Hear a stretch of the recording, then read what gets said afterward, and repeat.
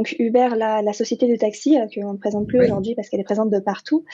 Il faut savoir qu'elle a eu beaucoup de mal à s'implanter en Italie notamment. Il y a eu le cas également en France, mais ça a été un petit peu moindre par rapport à l'Italie. Et au final, quand on se penche un petit peu plus sur leur expansion internationale, on voit que en Italie particulièrement, il y a eu de gros problèmes réglementaires.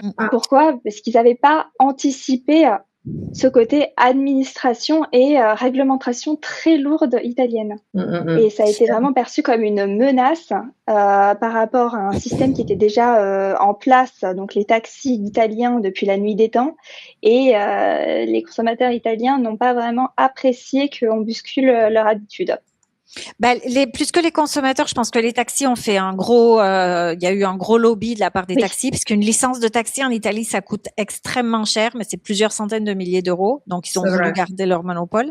Et du coup, ce qui est marrant, c'est que on parle d'ubérisation en France à toutes les sauces quand il y a une précarisation, disons, du travailleur.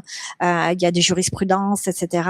En Italie, la connotation d'Uber, c'est plus luxueux en fait, parce que du coup, ils se sont positionnés sur un segment plus élevé que les taxis normaux, en faisant plus chauffeur en fait. Oui, personnel, un peu plus. Voilà, exactement. Ils se sont positionnés, du coup, ils ont pris un positionnement différent, et donc le terme ubérisation, on pourrait pas du tout dire ubérisation. La traduction littérale, là, ça aurait aucun sens, quoi.